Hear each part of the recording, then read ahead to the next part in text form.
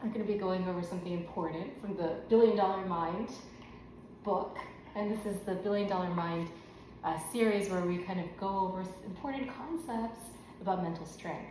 So Okay. I'm going to go ahead and talk a little bit about a very important topic here. It's one of, I'm going to quote directly from this chapter, chapter 10. It says, and Strick, this is your quote.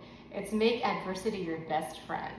Having the ability to flip it in your mind and turn Mr. Negative into Mr. Positive is the key to unlocking any door to find your true potential. So that's a really powerful statement, right? I just wonder if that comes from experience, or you. Well, yeah, long ago, probably 1980, Yeah. I did a lot of work and research with Dr. James Lair. He was Okay. probably one of the top sports psychologists of all time. He was a pioneer, the first of the Mohicans. We did a lot of stuff with the corporate structure, not as much with tennis players, but we got into breathing and flipping things in your mind, slowing things down in your mind. Right. He was so far ahead of the curve back then. And it was interesting because a lot of things that he talked about kind of is how I was growing up, doing things on my own, trying to overcome hurdles and obstacles. And I've always tried to take the situation, since it's out of my control, and turn it into a positive. And it's mind control. Deal with it. It is what it is. If it's really, really hot, make the sun your best friend. If it's really, really cold, I love the cold. If it's really, really windy, I just love the wind. Because I move my feet better and I play better in the wind.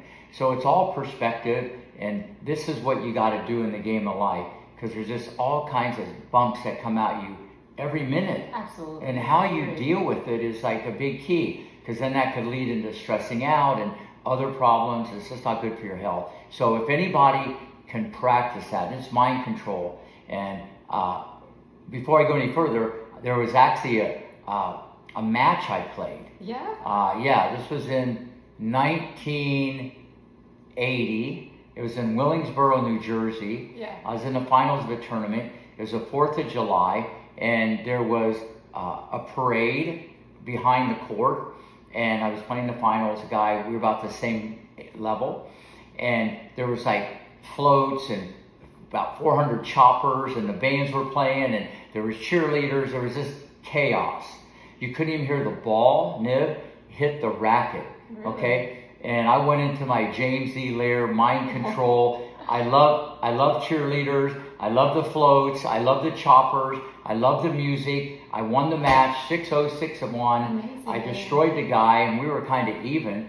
And after the match, he's complaining they should have canceled the tournament. This is a joke. Couldn't even hear the ball on the strings, whatever. And it was out of control. He goes, the parade we should have stopped and not even played. So then when the media came to me, they said, your opponent went crazy, he broke rackets. He said they should have canceled it because of the parade. What do you think? And I go, what parade? Wow. So That's I made it my amazing. best friend. So that's the ultimate flipping. Yeah. It's hard to do, but with anything, it's a habit and it takes practice. That's amazing. Rick, I think it also extends to a lot of other things, not just in sports, but in life too, right?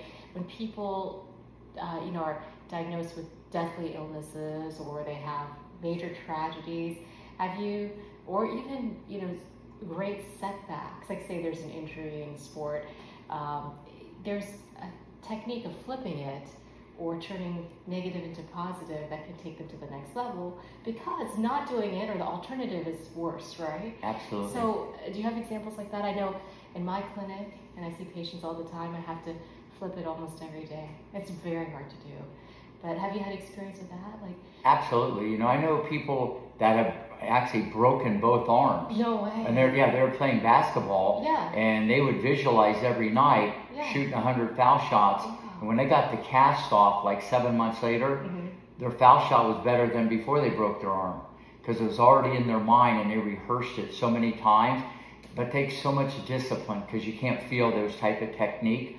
But yeah, when people have a setback, I always say, okay, this, like today, it's like pouring rain. I told someone, go watch video, look at the top players, look at all the top players hitting the ball, go find a wall, try to take a negative, turn it a positive, but you want to try to get better today. Because when you can get better, through adversity, now you're really going to get better when there's no adversity. Absolutely. And then you're much stronger. Yeah, right? much stronger. And I think for people who've dealt with tragedies or major setbacks, like in health, I always tell people to look at as much as they can, to look at the positive, whatever they can find, and to reframe the situation so they feel even a little bit better. Yeah. And sometimes, like even after they can't survive, they say, someone has suffered like a major tragedy in their house, we always look at it and try to celebrate whatever. If someone has passed away, we always celebrate the life that the person has had. So we just try to keep reframing and keep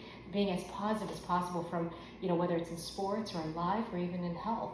Yeah. It's so important, right? Absolutely. No, and I try to tell our people, always appreciate what you have, not what you don't have. Because you're going to have a lot of things that you don't have every minute, whether it be a big tragedy, like you said, or whatever. And it's hard to look at like that because you get caught up in the negative and then you can spiral. Absolutely. But I see this every single day, even dealing with mistakes in tennis or mistakes in life. Absolutely. And it's mind control, but it's not going to happen overnight. No one's perfect. We're all humans. But if you want to hit that ideal performance state and really get the best out of your potential, the mind controls the body, and that's the leader in the clubhouse. Yeah, and Rick, I love what you said. You said appreciate. That's a key word. Yeah. As soon as you start appreciating everything, your whole perspective changes.